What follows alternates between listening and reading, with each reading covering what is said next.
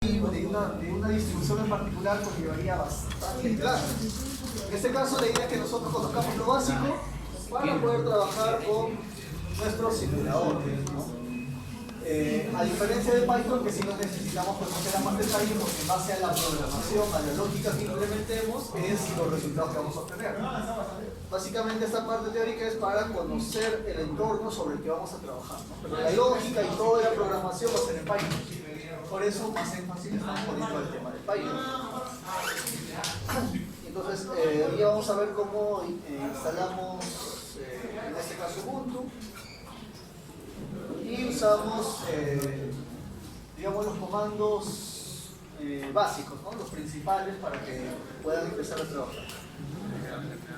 Entonces, cuando hablamos de Linux, muchachos, sí estamos hablando de un sistema operativo, ¿no? Así como tienen ustedes Windows 7, Windows 8, Windows 10, Windows XP.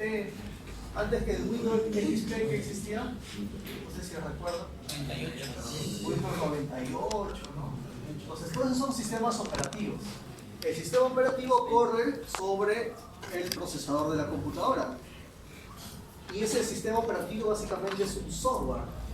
Es decir, el sistema operativo es un software hecho con un lenguaje de programación. Entonces, este sistema operativo, pues, antiguamente se hizo en Assembler y por el tema de practicidad evolucionó a C, ¿no? Actualmente tenemos los sistemas operativos hechos en C. En este caso, muchachos, Linux, o el sistema operativo en sí se llama GNU Linux, es el nombre completo. Surgió como una alternativa a los lenguajes de programación en su momento, con la idea básicamente de que sea un sistema operativo libre. Nosotros tenemos tres principales plataformas de sistemas operativos, uno que es Mac, ¿no? El iOS, el Windows de Microsoft y Linux. Windows es licenciado, si usted quiere instalar Windows 10 hay que pagar licencia. A veces cuando uno se compra una laptop ya viene instalado Linux, es porque el fabricante de la laptop ya compró la licencia. Pues ustedes en el precio de la laptop y están comprando, o ya está incluido el precio de la licencia de Windows, ¿no? Cuando compran la laptop. El sistema operativo de las Mac, ¿no? La iOS, es un sistema operativo libre. Es un sistema operativo libre. Sin embargo, ese sistema operativo está hecho solamente para el hardware de Mac. Entonces, ¿eso qué quiere decir? Que si bien es cierto el sistema operativo es libre, me obliga porque tengo que comprar obligatoriamente un hardware Mac y sobre esa, y bueno, ahí está todo instalado, ¿no? Entonces, es libre pero me amarra el hardware. Entonces, de cierta manera estamos hablando de algo licenciado. El sistema operativo GNU Linux es totalmente libre. Uno lo puede descargar, lo puede modificar e implementar lo que desee en este sistema operativo. ¿Qué sistemas operativos existen? Existen infinidad de sistemas operativos. Entonces, este sistema operativo, al ser libre, ¿no? De código abierto que uno puede descargar y modificar, hizo de que muchos fabricantes, muchas organizaciones descarguen el sistema operativo GNU Linux, lo modifiquen y le pongan características propias, orientados a un sector de clientes. Por ejemplo, alguien descargó el sistema operativo GNU Linux y le agregó una interfaz gráfica, digamos, característica de esta distribución y le instaló librerías, ¿no? Que en sí yo podría instalar esas librerías en cualquier sistema operativo, en cualquier distribución, pero digamos que ya le instaló ciertas librerías y lo orientó al tema académico y a esa distribución le llamó Scientific Linux. Entonces, cuando hablamos de distribución de Linux, estamos hablando de una variante del sistema operativo original, con características propias orientados a cierto sector de clientes.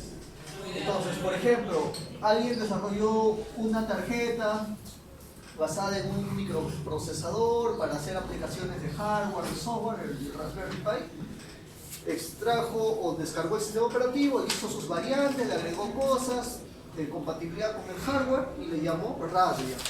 Entonces es una distribución exclusivamente para usuarios de la tarjeta. Queremos enseñar Linux en los colegios. Entonces a muchos migrar de Windows a Linux les resulta un poco tedioso, pues quizás con más razón a estudiantes de primaria, ¿no? Quizás primaria sobre todo. Entonces descargaron el sistema operativo, lo acondicionaron, generaron una interfaz muy amigable, muy parecida a Linux y le llamaron Ubuntu. Y con eso se enseña, por ejemplo, en los escolares el tema de Linux. Lo quieren orientar al tema de música, video, ¿no? Para aquellas personas que están bien metidas en esa, Musics, ¿no? También tienen el Ubuntu Studio.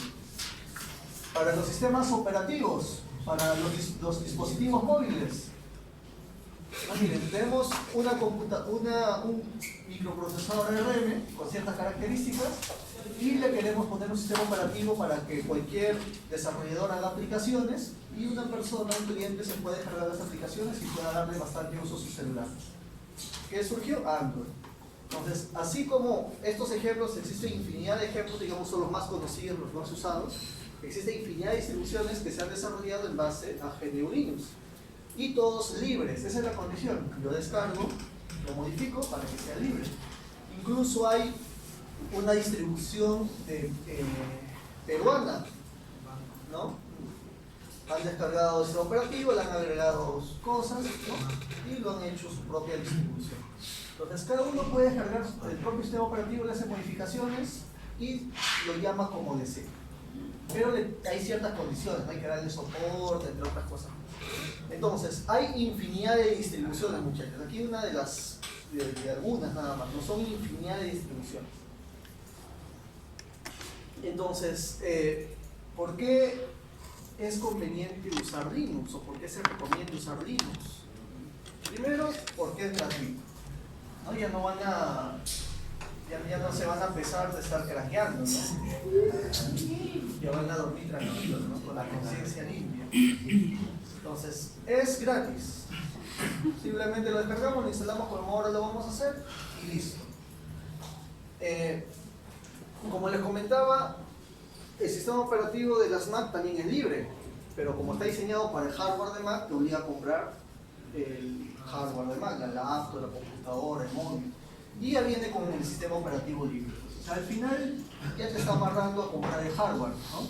Entonces, si bien cierto el sistema operativo es libre, por el hecho de usar el hardware, comprar el hardware ya no es libre, porque no podría comprar cualquier hardware e instalarle el sistema operativo de Mac, ¿no? Tiene que ser exclusivamente las características de Mac.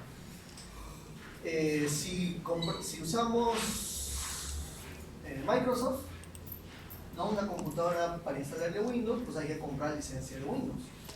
Entonces, en este caso, tanto el sistema operativo de las Mac como Windows, de cierta manera son licenciadas, a diferencia de Linux, que es libre, ¿no? Gratuito. Actualmente podemos decir esto, ¿no? Actualmente podemos decir eso. Antes, digamos que eso era la desventaja principal de Linux. No era fácil de usar, era muy complicado de usar, sobre todo para personas que no estaban relacionadas directamente con la tecnología. Se les complicaba enormemente migrar de Windows a Linux. Digamos que en Windows ya tenían ciertas dificultades, imagínense migrar a Linux. Entonces era demasiado tedioso. Actualmente las distribuciones de Linux han salido con una interfaz gráfica que es muy parecida a Windows. O sea, simplemente dar clic, entrar a tal archivo, modificar, abrir, cerrar. Actualmente las distribuciones de Linux se han pensado de esa manera. Sin embargo, te dejan la línea de comando, que es lo que vamos a usar hoy, si quieres sacarle el máximo provecho a la distribución. Pero para usuarios, digamos que se les complica, pues tienen la interfaz gráfica para que lo puedan trabajar a nivel de una especie de Windows, ¿no? Entonces, se ha hecho fácil de usar, ¿no? Se ha hecho muy fácil de usar. Antes instalar, por ejemplo, un programa en Linux era muy tedioso, porque los paquetes o los programas no vienen en .exe, los .exe son exclusivos de Windows. Aquí no existen los .exe, existen sus equivalentes, pero venían con unos formatos especiales porque estaban comprimidos. Entonces primero había que instalar un programa que descomprimía, luego había que ejecutar unos comandos para que se guarde en cierto directorio, y una vez que esté en cierto directorio poner otros comandos para que recién se ejecute. Entonces eran varios pasos que se tenía que hacer para poder instalar un programa. Y a veces no se instalaba adecuadamente el programa y no sabías cuál era el problema. Y tenías que hacer un montón de cosas o buscar en internet para poder instalar adecuadamente el programa. O sea, era demasiado tedioso instalar un programa que quizás en Windows es sencillo haciendo doble clic nada más. Actualmente ya existe una interfaz en Linux en el cual buscas lo que quieres instalar, pones check, instalar y él ya se encarga de instalar, ¿no? Entonces, actualmente ya contamos con eso.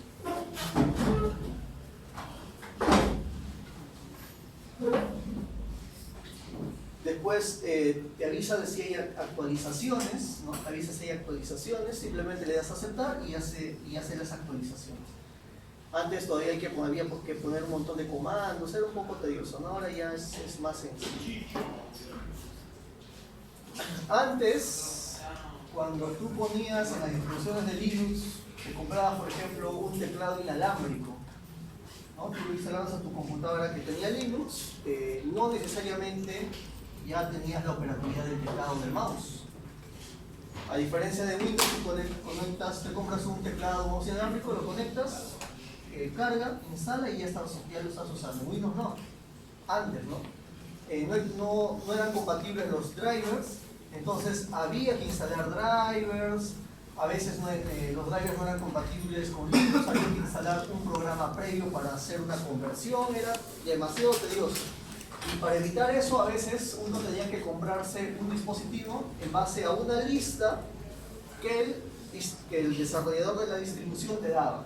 Entonces te daba una lista y en base a esa lista tú comprabas el dispositivo. Porque si comprabas fuera de esa lista, pues no te garantizaba de que iba a funcionar en tu computador. Entonces era bien tedioso, ¿no? Bien tedioso el tema de comprar hardware. Actualmente existen tantos drivers que se conectan de manera directa, ¿no? Y hay algo que sí, sobre todo a los electrónicos, podría ser una gran desventaja. Todo el tema de automatización, los escalas, HMI, software para programar los dispositivos programables, etcétera, etcétera, todo eso está basado en Windows. Es más, tienen convenio incluso con Microsoft por el tema de base de datos y un montón de cosas. Entonces, si uno está acostumbrado a sus herramientas en el tema industrial, quiere pasar a Linux, pues es muy complicado, porque no va a encontrar lo mismo que existe en Windows en Linux. Eso es definitivo. Entonces, si yo quiero hacer mis escalas, quiero configurar mis HMI, mis PLC, mis tarjetas en general, etcétera, etcétera, si voy a ir a Linux, no lo voy a poder hacer, porque no existen los equivalentes. Digamos que todo el software, todos los drivers, todos los programas que son de esas marcas, son exclusivamente de Windows.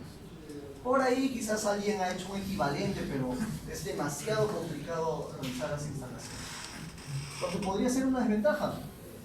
Pero, ¿qué hacemos? Instalamos una máquina virtual. Instalamos una máquina virtual de Linux con Windows, ¿no? Quizás un Windows 7 que es compatible con la mayor cantidad de drivers, a excepción del 10 que todavía tiene problemas. Y ahí le instalamos todo el software para programar mis HMIs, mis escalas, todo lo que yo quiero. Y desde la máquina virtual programo y configuro todo mi entorno de trabajo, ¿no? Y listo, es una máquina virtual, como lo vamos a hacer ahora, ¿no? Al revés, estoy en Windows, voy a tener una máquina virtual para usar Linux.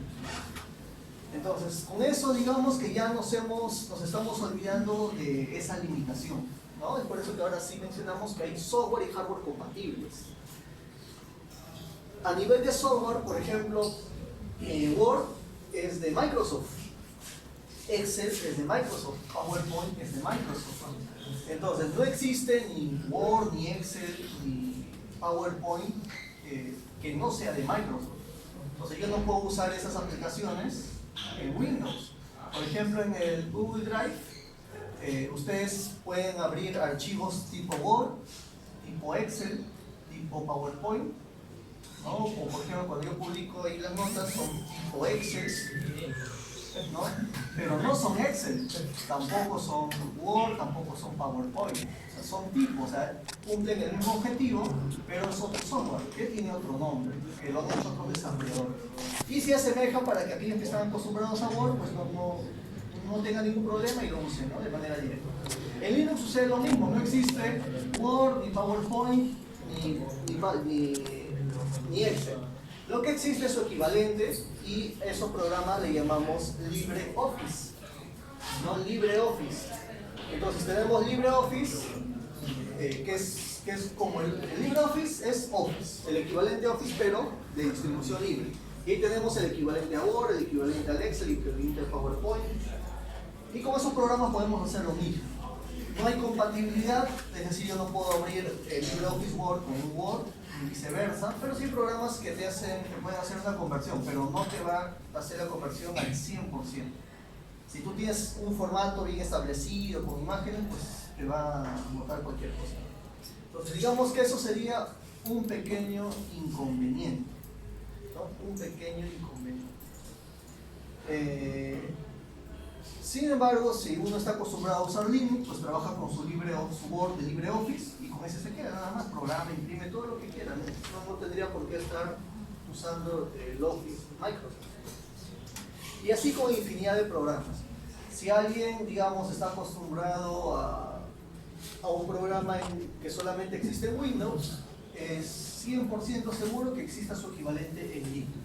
No con la misma funcionalidad, pero sí es muy seguro que exista, ¿no? Que exista. Hay una calculadora para el Linux, el tema de Office también lo tenemos para Linux, los reproductores multimedia que son propios de Windows también tienen su equivalente en Linux, todo lo que es los blocs de notas también tiene su equivalente en Linux y así sucesivamente. Entonces hay una gran compatibilidad. En ese sentido, no hay ningún problema, no hay ninguna limitación de usar Linux. Variedad de versiones disponibles, ¿no? Y eso es lo que les comenté al inicio. Si alguien quiere usar Linux, por ejemplo para ROS, ¿no? Que es nuestro caso, pues ya te recomiendan usar Ubuntu con ciertas distribuciones, instalas algo y simplemente aplicado a lo que tú desees. Quieres para el tema de hardware, como el Raspberry Pi, te descargas el Raspbian. Para el tema de educación, para gestión de redes, seguridad, etcétera, etcétera. Existen ya distribuciones para cada usuario, para lo que uno desea hacer. Y ya vienen con paquetes instalados, ¿no? Si uno desea, le puede seguir instalando más cosas, pero digamos que la mayor cantidad de paquetes ya están instalados. Entonces no debería haber ningún problema. Actualmente Linux ha inundado el mercado, ya desde hace años, ¿no? Entonces, en muchos dispositivos vamos a notar que está instalado Linux. Entonces, si en una gran cantidad de dispositivos está instalado Linux, pues es bueno conocer Linux, ¿no?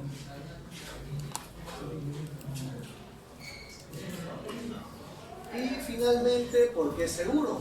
Que en Linux no tenemos problema de virus. ¿Por qué creen, muchachos, que no hay virus en Linux? Es imposible que haya virus en Linux. ¿Por qué creen que no hay virus en Linux? O no sé si han leído, han escuchado. ¿En Windows hay virus? Claro que sí, ¿no? Es más, necesitas obligatoriamente tener instalado un antivirus. En Linux no hay antivirus. O bueno, se puede descargar, pero no está instalado. Y nadie instala antivirus, ¿no? Si tú pones un USB con virus en Linux, puedes ver los virus y los vas eliminando uno por uno. No le afecta al sistema operativo. ¿Por qué creen que pasa eso, muchachos? Y la respuesta es curiosa, ¿no? Básicamente, un gran porcentaje es porque los creadores de virus, los hackers, usan Linux. Y digamos, por el hecho de que Windows es licenciado, ¿no? Y se enriquecen ciertas personas, etcétera, etcétera, ellos pues suelen jugar creando virus para ese sistema operativo. Entonces, ¿y por qué no para Linux? Porque ellos usan Linux. Ellos no crean virus para ellos mismos, crean virus para el resto de sistemas operativos. Entonces, ¿habría un desarrollador de Windows que genere virus para Linux? Claro que sí, pero no tendría sentido a menos que sea un mismo empleado de Microsoft, ¿no? Porque los de Linux lo hacen de forma gratuita, o sea, ellos no ganan nada, simplemente es tema de aprendizaje, tema de hobby, etcétera, etcétera. ¿Se pueden crear virus para Linux? Claro que sí, pero no lo hacen, ¿no? Ellos se centran más en el tema de ataques a Windows. Y el sistema operativo también tiene ciertos niveles de seguridad que, digamos, hacen un poco más complicado el tema de ataque por virus, ¿no? Sin embargo, sí se puede crear virus para Linux, pero la comunidad que desarrolla los virus trabaja con Linux y lo hacen para Windows. Entonces es, digamos, un sistema operativo seguro. Para poder instalar Linux lo podemos hacer de dos maneras. Uno es, como las distribuciones son gratuitas, tú puedes entrar a la página web del distribuidor, ¿no? De Ubuntu, de Raspbian, de CentOS, Fedora, Scientific, infinidad de distribuciones. Y ahí tienes la opción de comprar el DVD con el sistema operativo para insertarlo en tu máquina e instalarlo. También tienes la opción de descargarlo de forma directa a través de un archivo ISO. Entonces, si yo estoy en la capacidad de poder descargar un archivo ISO, ¿por qué pedir un DVD? Básicamente el tema del DVD solamente es para aportar económicamente a la comunidad, ¿no? Digamos como para generarle cierta ganancia a ellos por el trabajo que hacen. Entonces yo les compro un DVD, no por practicidad, simplemente por colaborarles económicamente, ¿no? Por donación, digamos. Entonces uno compra su DVD, está donando a la comunidad de Linux y también lo puede instalar, ¿no? Pero básicamente es con la finalidad de donar. También cuando descargas la versión ISO también te da la opción de donar. Si quieres ahí tú donas, pones tu tarjeta de crédito y donas ahí los dólares que deseas. Si no, simplemente descargas el ISO, dices no quiero donar y descargas la distribución que quieres.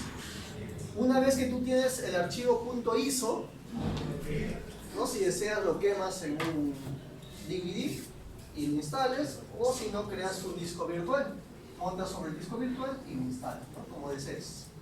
Otros, el sistema operativo lo ponen en un disco externo, lo ponen en un USB, y ese disco externo o ese USB sirve como si fuera un DVD, porque cuando tú pones el USB, reconoce como si fuera un DVD y lo empieza a instalar. Entonces, todo el sistema operativo lo vas a tener en un USB, lo vas a tener en un DVD. Obviamente, perdón, en un disco externo. Obviamente en un USB, por el tema de capacidad, 64 GB quizás o 32, digamos que sería un sistema operativo liviano, con cosas no tan avanzadas, ¿no?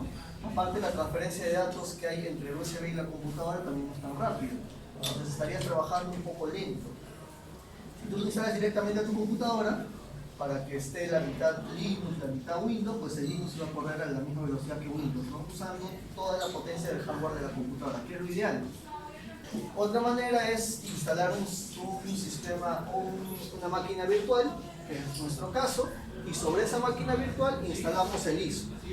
Ya instalamos el ISO.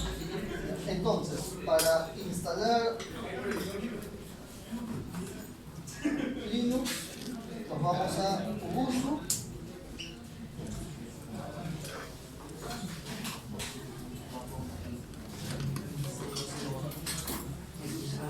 Y nos vamos a descargas.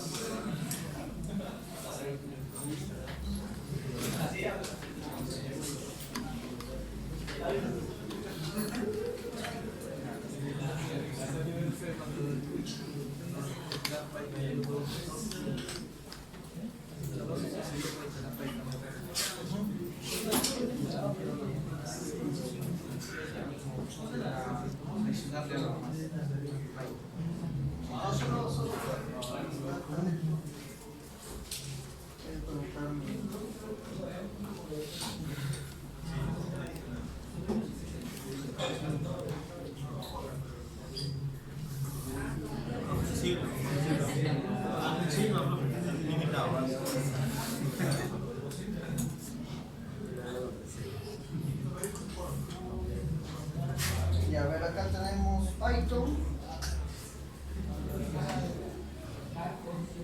Y acá nos vamos en Ubuntu a descargas.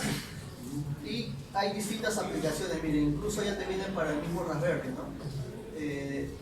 acá le decimos Ubuntu para escritorio, para una computadora. La versión actual es la 19.04 de mayo, pero la versión estable les dije que es año par, ¿no? Por eso es la 18.04. La siguiente versión estable va a ser la 20.04. Entonces, en nuestro caso les dije que pueden instalar la 18.04 o la 14.04. Normalmente para trabajar con ROS o para iniciar con ROS se recomienda instalar la 14.04. Digamos que es una versión que ya ha sido bien depurada, tiene sus paquetes ya bien clasificados, filtrados. Entonces se recomienda quizás ya trabajar con la 14.04. Si bien cierto es una distribución un poco antigua, pero ya es estable y tiene ya todo bien documentado, ¿no? Acá no hay 14.04, entonces damos clic acá para que nos muestre todas las versiones anteriores. Ahora vamos a ver si podemos muestrar por acá. Aquí, ¿no?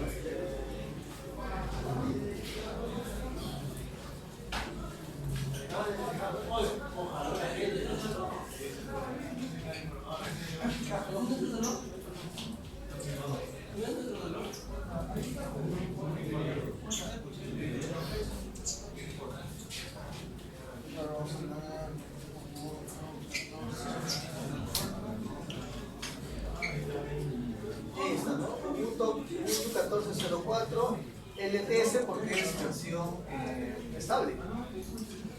Esta, la 14.04. Y pueden descargar ya sea para 32 o para 64 bits la imagen. Entonces doy clic acá y le voy a dar pausar y cancelar porque esto pesa bastante, ¿no? Ustedes ya lo descargan. Entonces, una vez que lo descargue, lo que vamos a tener es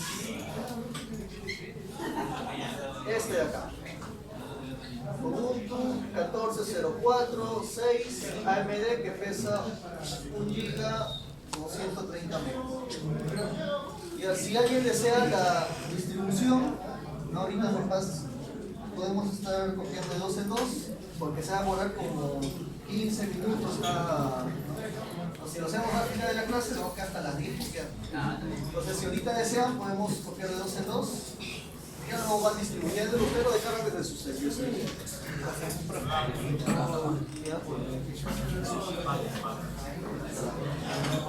También puede instalar la versión 18, no hay problema.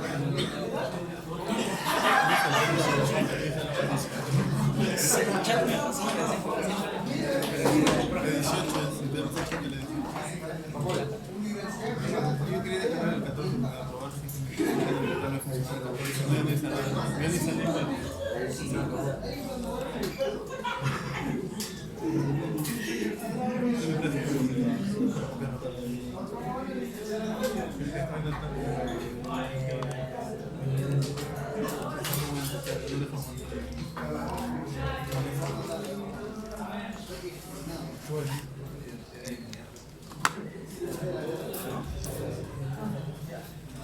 Ahora, listo.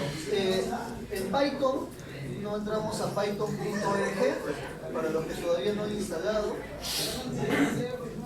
Nos vamos a descargas y le damos clic a Windows.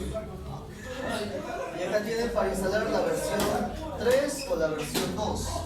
En la versión 2 tenemos la 2.7.16 y en la versión 3 tenemos la 3.7.4.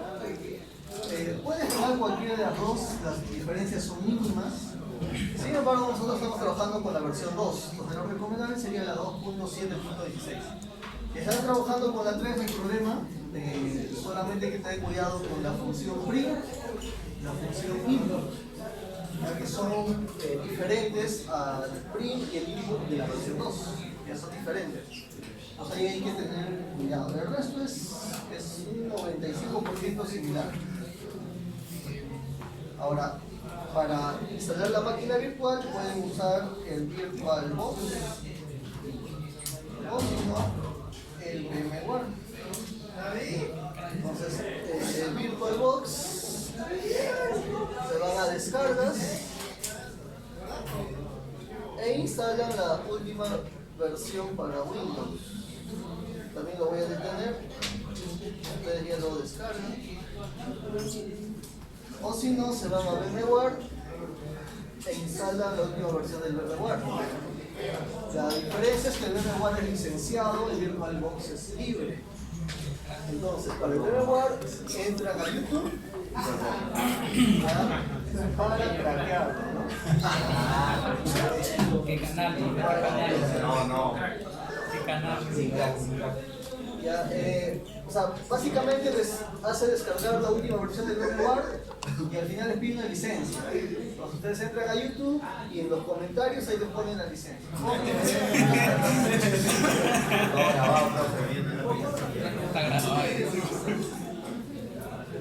Está grabado. Listo, entonces en mi caso, muchachos, yo tengo el VMware.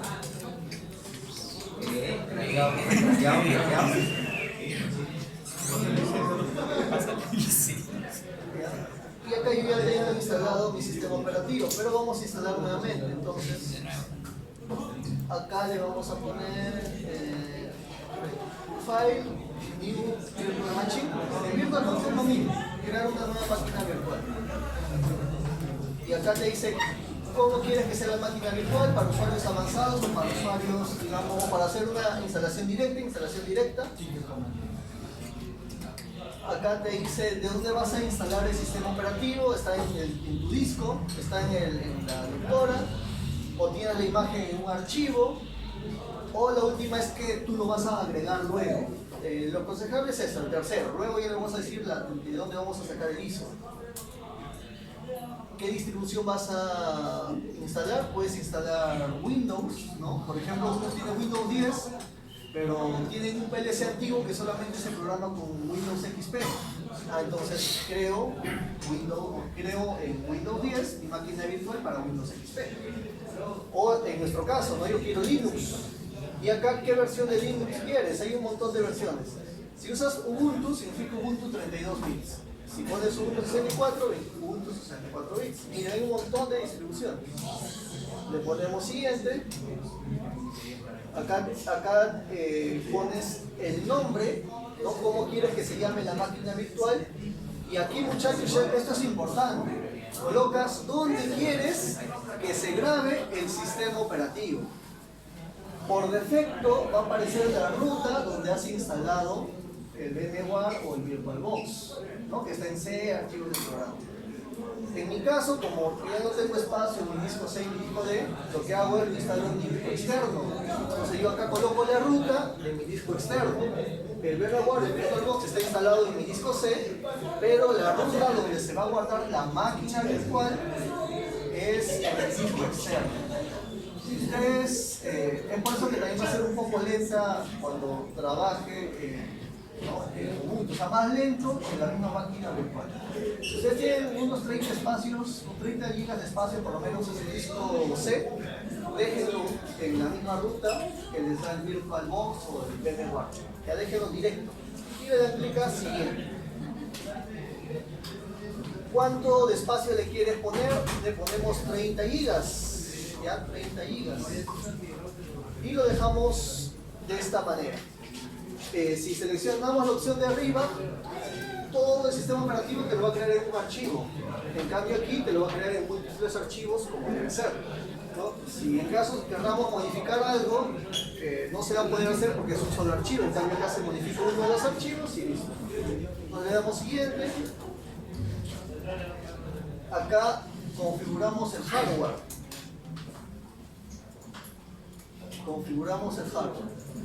¿Cuánto de memoria RAM quieres darle? Acá te dice cuánta memoria de RAM máxima tienes, que es el azul. El verde es lo recomendable y lo mínimo recomendable es el amarillo. Tú le puedes dar acá la RAM que desees, ¿no? Le voy a dar giga y medio. Ustedes tienen 4 gigas, denle 2 gigas. Ya denle 2 gigas. Entonces yo le voy a dar giga y medio aprox, ¿no? Si quieren calculan de forma exacta. Luego se van a procesadores, tal como está. Esto tal como está. No, perdón, aquí en el CD, aquí recién le dicen dónde va a estar el sistema operativo. Le dan clic acá, imagen ISO, y acá buscamos. Voy a buscar el ISO que descargué, que es este de acá.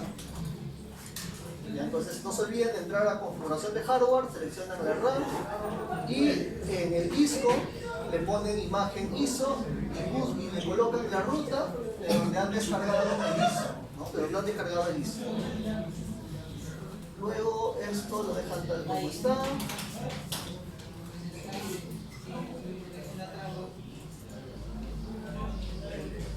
A ver, aquí especificar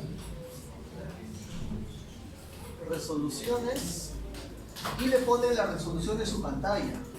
Ya. Esto, muchachos, es importante porque si no le colocan la resolución adecuada, miren, asume 2560 por 1600. Como su máquina quizás va a ser de menor resolución, cuando estén instalando no se va a ver el botón de OK. Entonces te va a decir región horaria y a Lima, y abajo hay un botón que dice cancelar y dice OK. OK significa para continuar y cancelar porque quiere retroceder. Entonces, si tú no ves el botón, ¿a dónde vas a dar clic? No vas a saber qué hacer. Entonces, ante esos casos, con el tabulador, puedes hacer que la selección pase de botón a botón, pero vas a estar tanteando, ¿no? Entonces, para evitar eso, mejor le das la resolución de tu máquina. O si no, una más pequeña, ¿no? 1024 por 768, si te quieres asegurar. Listo, y nada más. Le damos clic aquí a cerrar. Voy a ver.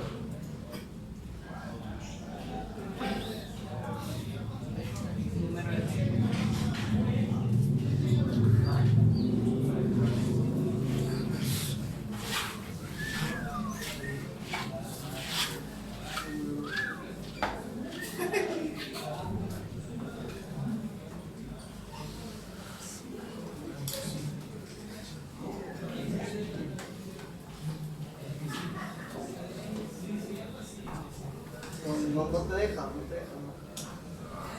Pero bueno, lo vamos a dejar ahí. No me puede ser error. Sí, entonces esto, si lo dejo acá, parece que el error está en otra parte. Error desconocido.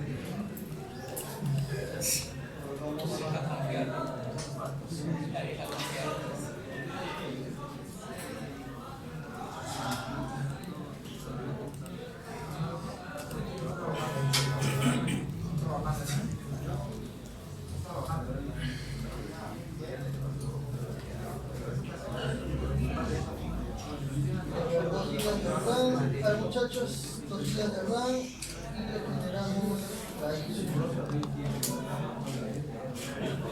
Ya está. Ya le generamos la ISO y le damos a Finish. Y aquí está el sistema. Bueno, aquí está ya la configuración del sistema operativo. Entonces lo único que tenemos que hacer es prender la máquina virtual.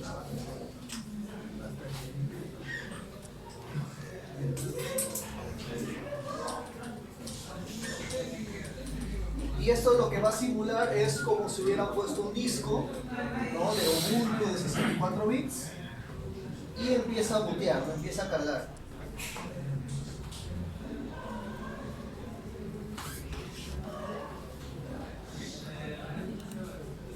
El proceso es el mismo para VirtualBox, solamente que la interfaz es un poco diferente, ¿no? Pero sí, en general es...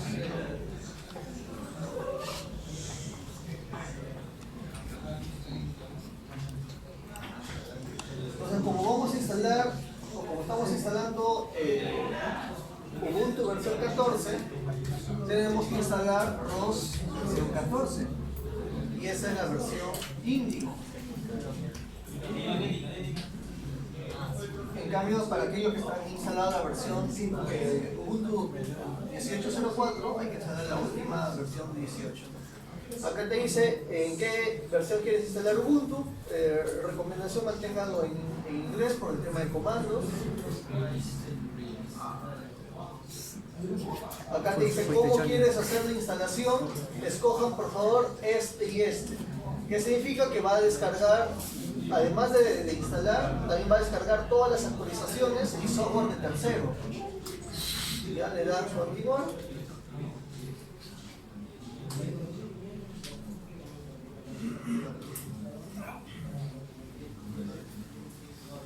Y acá te dice, ¿no?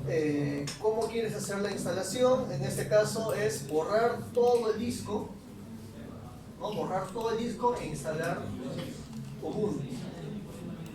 En este caso, como estoy simulando una máquina virtual, estoy asumiendo que no tengo ni un sistema operativo. Entonces todo el disco es exclusivo para Ubuntu, por lo tanto escojo ahí. Si ustedes estuvieran instalando Linux en su computadora con Windows, pues no puedo escoger esto, porque escojo eso, borro todo Windows para instalar Linux. En este caso se tiene que trabajar con una partición, ¿no? Pero para nuestro caso, voy a borrar todo y él te va a decir si está seguro. Sí, continuar. No, porque si no vas a borrar todo. No vas a borrar todo. Es como si formatearas toda la computadora para instalarle. Ya. Acá te dice en qué región estás. Lima, continuar.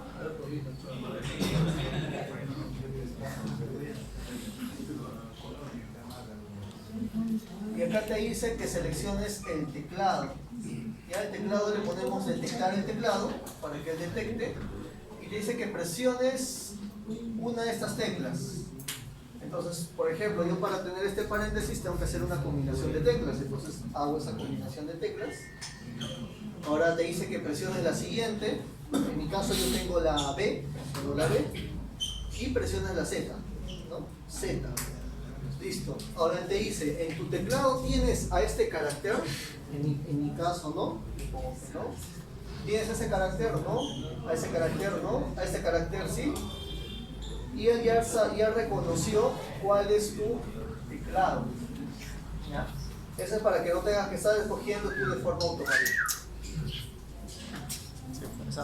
Ahí lo que les decía, muchachos, ¿no? Ahí a la derecha hay botón de igual, ¿no? De retroceder o de avanzar. Ahorita no se puede saber. Del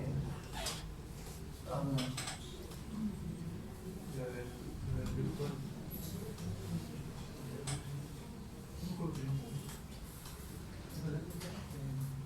Con la barrita abajo.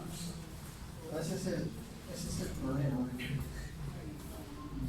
Acá le podría hacer, ¿no?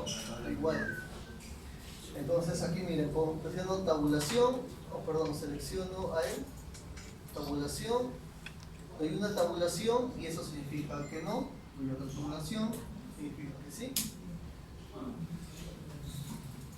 Es el problema por la resolución.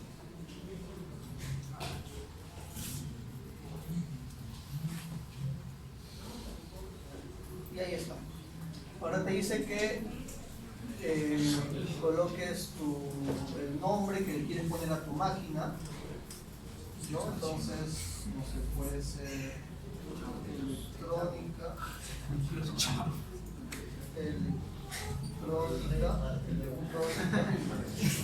y el password con el cual vas a tener que ingresar cada vez que se ejecute el programa e instalar. Yo voy a poner lo mismo, electrónico, para no olvidar.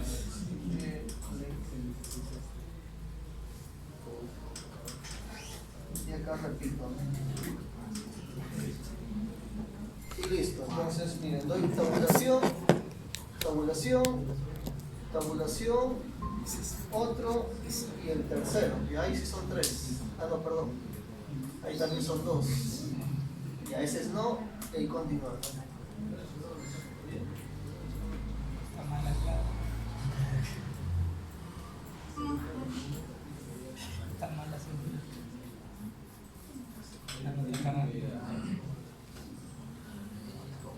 Y ahí empieza a instalar. Entonces digamos que hasta ahí es la instalación de Ubuntu, muchachos, ¿ya? Hasta ahí la instalación de Ubuntu.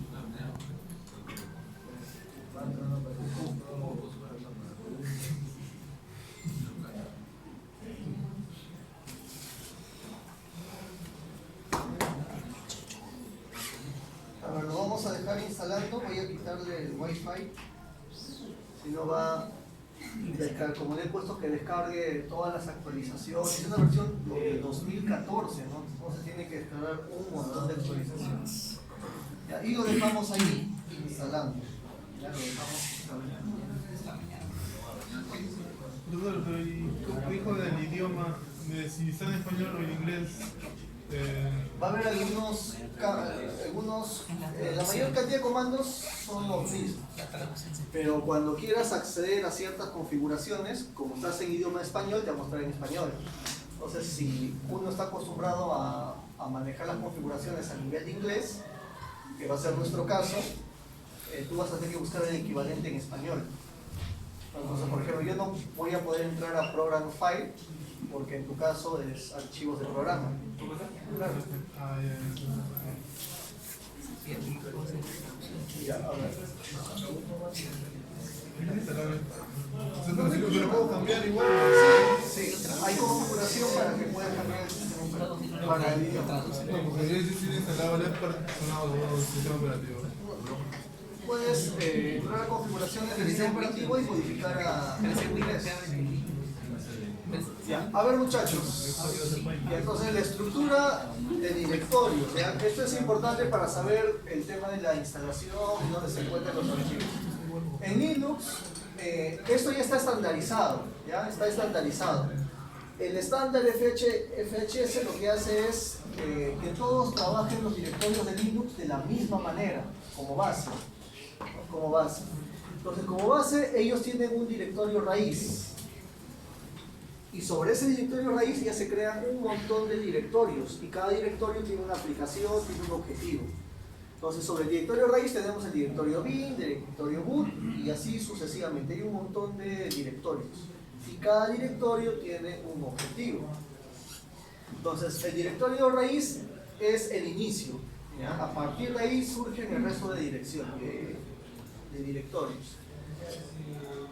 El directorio bin es donde se graban los programas, ¿ya? Donde están los programas que uno ha instalado, ¿no? Lo equivalente a los ejecutables. Y ahí también se encuentran los comandos que vamos a usar para trabajar los ficheros y otras cosas más. Tenemos un equivalente que es el directorio sbin, que son, digamos, los comandos o los programas exclusivamente del sistema, mientras que esto es para los usuarios en general, esto es para el sistema. En Linux tenemos dos tipos de usuarios, uno que es el usuario, el cliente normal, y el otro que es el superusuario. Si uno quiere instalar algo, normalmente lo hace en superusuario. Es lo mismo cuando tú en Windows instalas algo y te dice que tienes que ser administrador. Es la misma idea. Digamos que el S es para que seas administrador, trabajes como administrador. ¿Y cómo diferencio entre administrador y usuario normal? Por la contraseña, nada más. Si tú pones la contraseña con el que has instalado tu programa, Linux, ya te haces administrador, ¿no? Entonces cualquier persona que ingrese a tu máquina y no tiene la contraseña, no puede instalar, no puede modificar archivos, etcétera, etcétera. El directorio boot es donde está la imagen del sistema operativo, ¿no? Es el directorio de arranque de Linux. Entonces cuando Linux va a correr, se va al directorio boot. Veanlo como si fuera la flash de un microcontrolador, ¿no? Uno va a la flash para que se ejecute todo el programa, lo mismo. En el boot es donde está todo el disco de arranque. El directorio dev es donde se encuentran los discos. Si tú particionas tu disco, en el directorio dev van a aparecer todas tus particiones, ¿no? Partición 1, 2, 3, dependiendo de cómo los particionaron. También aparecen dispositivos de hardware externos que hayas conectado, etcétera, etcétera. En el directorio etc están ficheros de configuración. El directorio home es un directorio que se instala por defecto, y en ese directorio es donde va a aparecer las carpetas del usuario, ¿no? Por defecto vienen mis documentos, mis videos, etcétera, etcétera. Entonces, cuando uno instala Linux, muchachos, por defecto tienes el directorio home. Y dentro del directorio home te crean un montón de archivos donde tú vas a guardar tu información de trabajo. Entonces, digamos que por defecto en el directorio home es donde tú vas a trabajar. Y se te recomienda trabajar en el directorio home. Si tú instalas de forma avanzada Linux, tú puedes escoger el tamaño que quieres que tenga cada directorio. Si no haces eso, ya se le asigna ciertos valores por defecto. Entonces todo lo que nosotros hagamos va a estar en el directorio home. Luego tenemos el directorio lib, que también podríamos tener el lib64, y son las bibliotecas que vamos a usar para los distintos programas, dependiendo si es de 32 o de 64 bits, ¿no? Dependiendo del sistema operativo. El directorio media son los puntos de montaje. Si tú pones un USB, ese USB se tiene que montar en el sistema operativo para que recién pueda ser usado, y eso se graba en medio. Entonces, si yo coloco un USB en mi computadora con Linux y no lo reconoce, tengo que ir al directorio media para ver si se ha montado adecuadamente el driver del USB. Si no se ha montado el driver del USB, manualmente tengo que montarlo. Y de esa manera simplemente logro que sea reconocido el USB. ¿No? A veces por el tema del driver no se monta adecuadamente en medio. En OPT están los programas ya instalados, pero de terceros, ¿no? De terceros, que no son propios del sistema operativo. Entonces, en el sistema operativo, cuando instalamos, ahí dijimos si quería instalar las actualizaciones, y abajo si quería instalar software de terceros. Entonces, como yo le di check, todos esos software de terceros se van a instalar en OPT. Y cualquier software de tercero que yo instale va a estar en OPT. El directorio proc es como el administrador de tareas de Windows, ¿no? Tú abres el administrador de tareas para ver qué está pasando, si una aplicación se ha colgado, está consumiendo mucha memoria, etcétera, etcétera. Lo mismo lo tenemos en proc. El directorio root es como el directorio home, pero el root es para el superusuario, para el administrador. Mientras que el usuario tiene acceso a home, el superusuario, además de home, tiene acceso a root. Es otra parte del sistema donde puede guardar información, digamos, solamente que puede ver el administrador. Entonces, a ver, por ejemplo, muchachos, miren, yo instalo una aplicación, ¿ya? Instalamos una aplicación. Entonces, ese programa, los binarios, se van a almacenar en bin, porque ahí se guardan los binarios de los aplicativos. Y los datos que me genera ese programa, ¿no? Digamos, si él tiene una memoria para que sepa